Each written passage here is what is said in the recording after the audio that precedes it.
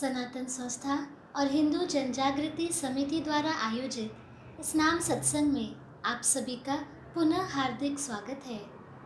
कल अक्षय तृतीया है, तो हम भगवान श्री विष्णु जी, यहाँ के स्थान देवता, वास्तु देवता भगवान श्री कृष्ण जी के चरणों में प्रार्थना करेंगे कि आज का यह कार्यक्रम निर्विघ्न रूप से संपन्न हो।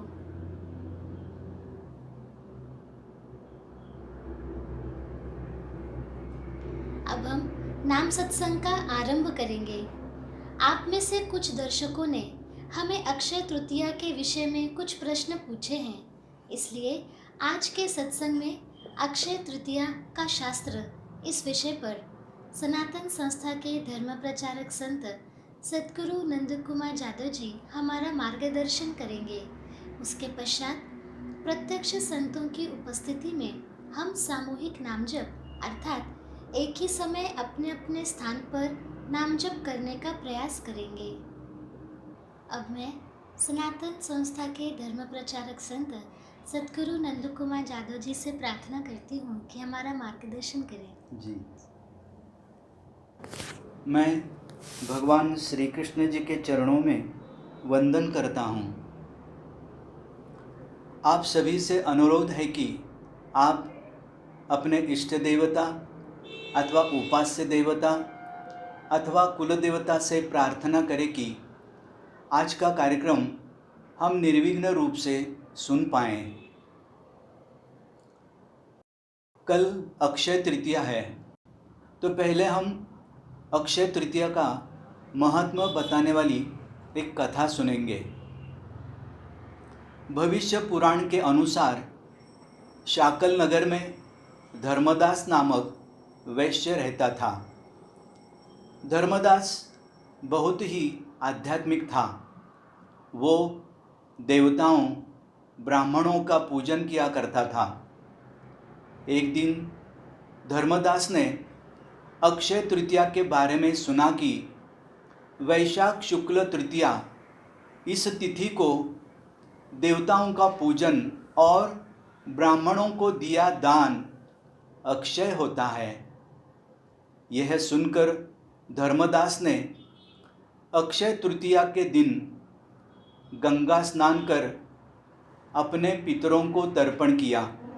स्नान के बाद घर जाकर देवी देवताओं का विधि विधान से पूजन कर ब्राह्मणों को अन्न, सत्तू, दही, चना, गेहूँ, गुड़ आदि का श्रद्धा भाव से दान किया।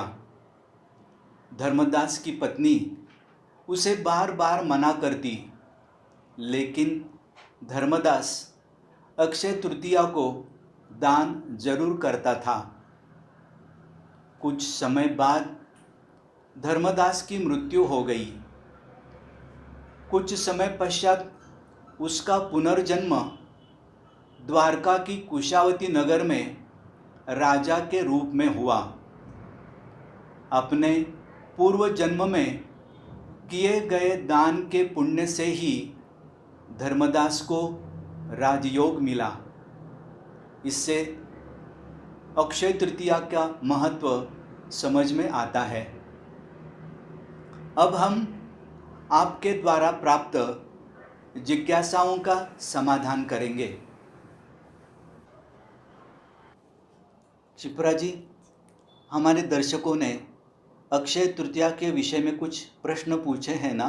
जी जी, तो हम वो ले सकते हैं। जी, हमारे दर्शक जानना चाहते हैं कि अक्षय तृतीया का महत्व क्या है और उसे शुभ मुहूर्त क्यों कहते हैं। जी,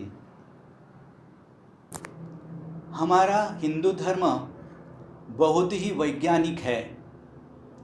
हमारे ऋषियों ने देवता, पितर, व्यक्ति, समाज तथा प्रकृति का गहन अध्ययन करके ये धार्मिक उत्सव मनाने की परंपरा आरंभ की है। इसलिए हम त्योहार और धार्मिक उत्सव मनाते हैं।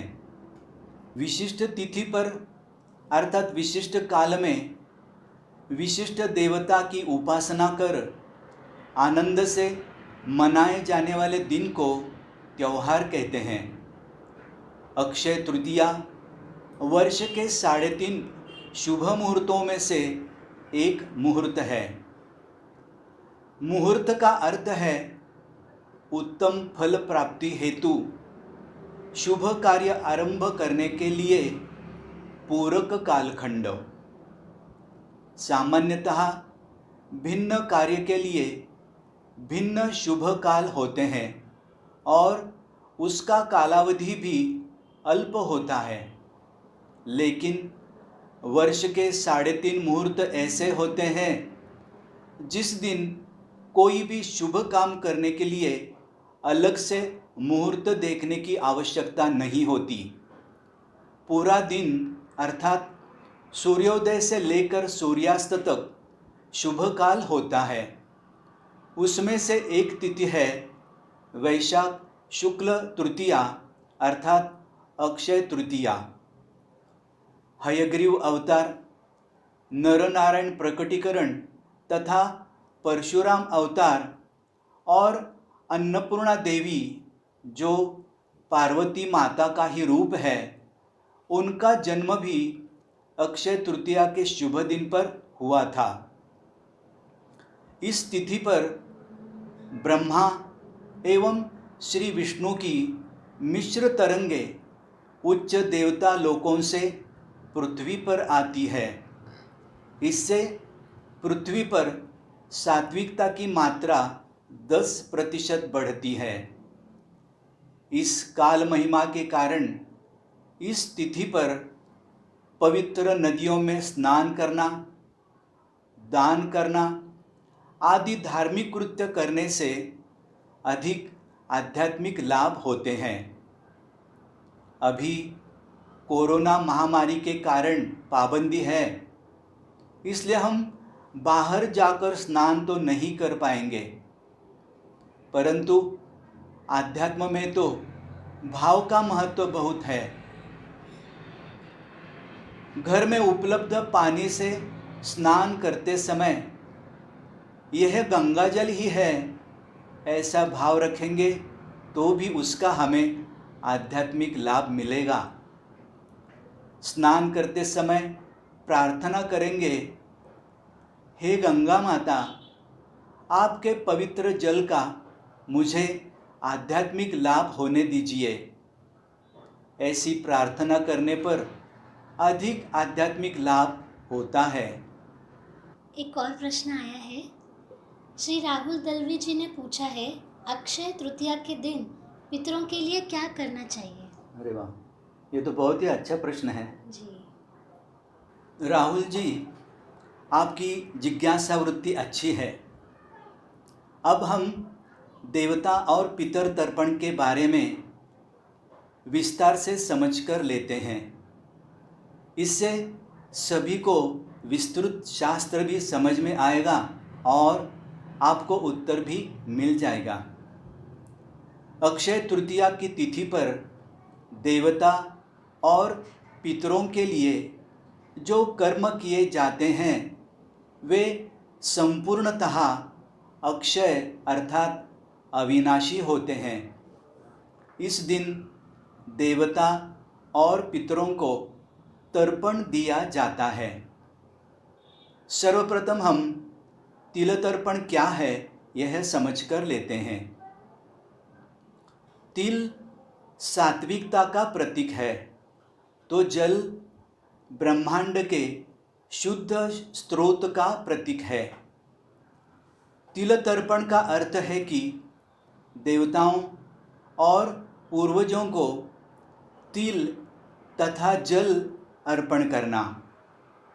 तर्पण का अर्थ है देवता और पूर्वजों को जलांजलि अर्थात अंजुलि से जल देकर उन्हें तृप्त करना। पितरों के लिए दिया हुआ जल ही पितृतर्पण कहलाता है। पितरों को अर्थात पूर्वजों को अपने वंशजों से पिंडदान की एवं ब्राह्मण भोजन की अपेक्षा रहती है। उसी प्रकार उन्हें जल की भी अपेक्षा रहती है। तर्पण करने से पितर संतुष्ट होते हैं। देवताओं को श्वेत तिल अर्पण करते हैं और पितरों को काले तिल अर्पण करते हैं। काले तिल द्वारा प्रक्षेपित रजतमात्मक तरंगों की सहायता से अतृप्त लिंगदेह पृथ्वी पर उनके लिए की जा रही विधि के स्थान पर सहजता से आ सकते हैं और विधि में उनके लिए जो अंश रखा है वह सहजता से ग्रहण कर वे तृप्त होते हैं। देवताओं को तिल तर्पण करने की पद्धति अब हम समझ लेते हैं। प्रथम ताम्र पात्र हाथ में लें। उसके बाद ब्रह्मा जी अथवा श्री विष्णु तथा उनके एकत्रित रूप का अर्थात श्री दत्तात्रेय भगवान का स्मरण कर उन्हें ताम्र पात्र में आने का आवाहन करें। ताम्र पात्र में देवता सूक्ष्म से आए हैं ऐसा भाव रखें। श्वेत तिल हाथ में लें और साक्षात देवता के प्रति तिल अर्पण कर रहे हैं इस भाव से तिल जल के साथ देव तीर्थ से अर्थात हाथ सीधा कर उंगलियों के अग्रभाग से ताम्र पात्र में अर्पण करें और अंत में देवता को नमस्कार करें। इस प्रकार देवताओं के प्रति भावपूर्ण पद्धति से तिल एवं जल अर्पण करने से देवताओं की सात्विकता अर्पणकर्ता अधिक मात्रा में ग्रहण कर पाता है। अक्षय तृतीया के दिन पूर्वजों को तिल तर्पण करने का महत्व अब हम समझ कर लेंगे। अक्षय तृतीया के दिन उच्च लोक से पृथ्वी पर अधिक मात्रा में सात्विकता प्रक्षेपित होती है। अन्य दिनों की तुलना में इसकी मात्रा 60 से 70% होती है। यह सात्विकता ग्रहण करने हेतु भूवरलोक के अनेक जीव इस दिन पृथ्वी के निकट आते हैं। इनके कारण मनुष्य के लिए कष्ट की आशंका रहती है। अतृप्त पूर्वजों के कारण कष्ट की मात्रा 30 से 40% होती है। पूर्वज पृथ्वी के निकट आने के कारण उनके लिए किए गए तिल तर्पण से उन्हें ऊर्जा प्राप्त होकर उन्हें गति भी प्राप्त होती है। पूर्वजों को गति मिलने हेतु तिल तर्पण करने की पद्धति अब हम समझ कर लेंगे। एक ताम्र पात्र में अपने पूर्वजों का आवाहन करें। पूर्वज सूक्ष्म रूप से आए हैं ऐसा भाव रखें। हाथ में काले तिल लें। तिल में श्री विष्णु एवं ब्रह्मा जी के तत्वों को आने हेतु प्रार्थना करें। इसके उपरांत देवता तत्व से संचारित तिल जल के साथ पितृतीर्थ से अर्थात अंगूठा एवं तर्जनी के मध्य से ताम्र पात्र में अर्पण करें।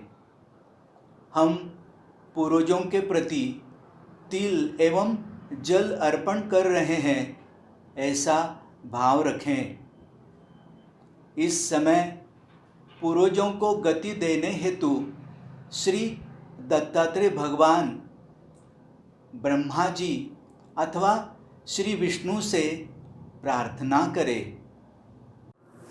यह जानकारी सुनकर हमारा हिंदू धर्म कितना महान है ये ध्यान में आया। अक्षय तृतीया पर दान का क्या महत्व है, इसके बारे में भी हमें बताइए। हाँ, बताता हूँ।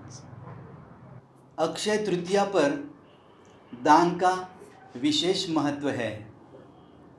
अक्षय तृतीया पर सत्पात्र अर्थात धर्म, अध्यात्म और राष्ट्र के कार्य में दान करना आवश्यक होता है। अक्षय तृतीया पर किया हुआ दान एवं हवन अक्षय रहता है, अर्थात उसका फल अवश्य मिलता है। प्रत्यक्ष दान करना तो संचार बंदी के कारण कल संभव नहीं होगा, परंतु आप ऑनलाइन अर्पण कर सकते हैं। कोरोना महामारी के कारण स्थानबद्धता होकर भी सनातन संस्था और हिंदू जन जागृति समिति आपके लिए प्रतिदिन धर्म और अध्यात्म सिखाने वाले 4 ऑनलाइन कार्यक्रम निःशुल्क आयोजित कर रही है। वस्तुतः स्थानबद्धता के कारण साधन सुविधाओं का अभाव होकर भी केवल ईश्वर की कृपा और आप जैसे दर्शकों के प्रेम के कारण विगत माह भर हम यह कार्यक्रमों का सफलतापूर्वक आयोजन कर पाए हैं। आप सभी से विनम्र निवेदन है कि सनातन संस्था के अध्यात्म प्रसार और हिंदू धर्म प्रसार, वैसे ही हिंदू जनजागृति समिति के राष्ट्र रक्षण और धर्म जागृति के कार्य हेतु यथाशक्ति ऑनलाइन अर्पण कर सकते हैं। आप ऑनलाइन अर्पण के लिए उपयुक्त विवरण स्क्रीन पर देख सकते हैं। हमारे दर्शक जानना चाहते हैं कि अक्षय तृतीया को कौन सा नाम जप करना चाहिए। जी, बताता हूँ। ये भी अच्छा प्रश्न है। अक्षय तृतीया के दिन सतत सुख समृद्धि प्रदान करने वाले देवताओं की कृतज्ञता भाव से उपासना करने से हम पर उनकी कृपा दृष्टि सदा होती है। इस समय पूर्वजों को गति देने हेतु श्री दत्तात्रेय भगवान का श्री गुरुदेव दत्त यह नाम जप दिन भर कर सकते हैं। अब हम नाम जप की प्रत्यक्ष कृति करेंगे। नाम जप करते समय भगवान श्री कृष्ण के छायाचित्र की ओर देखकर मन का आलंबन अर्थात मन को एकाग्र करने का प्रयास करें। मन का आलंबन भगवान के चित्र पर करने से मन में आने वाले निरर्थक विचारों की मात्रा अल्प होती है और नाम जप अधिक एकाग्रता से होता है। जिनकी प्रकृति आंखें बंद रखकर ध्यान की अवस्था में जप करने की है, वे उसी प्रकार से भी जप कर सकते हैं। नाम जप करने के बाद मन को कैसे लगा, इसका भी हम स्वयं का निरीक्षण करेंगे। और अब नाम जप संबंधी अधिक सूचनाएं श्रीमती क्षिप्रा जी हमें देगी। नमस्कार। अब हम सभी भगवान श्री कृष्ण जी का नाम जप एक साथ करेंगे। उसके लिए यहाँ पर हम एक ऑडियो लगाएंगे। इस ऑडियो की विशेषता है कि यह ऑडियो सनातन संस्था की संत सद्गुरु श्रीमती अंजलि गाडगिल जी द्वारा ध्वनि मुद्रित है। यदि आपको अन्य किसी देवता का नाम जप करना हो तो आप ऑडियो म्यूट करके नाम जप कर सकते हैं। नाम जप का समय पूर्ण होने के पश्चात हम आपको सूचित करेंगे। हम सभी को संतों की प्रत्यक्ष वंदनीय उपस्थिति में और संतों की वाणी में किए गए नाम जप के साथ नाम जप करने की संधि मिल रही है।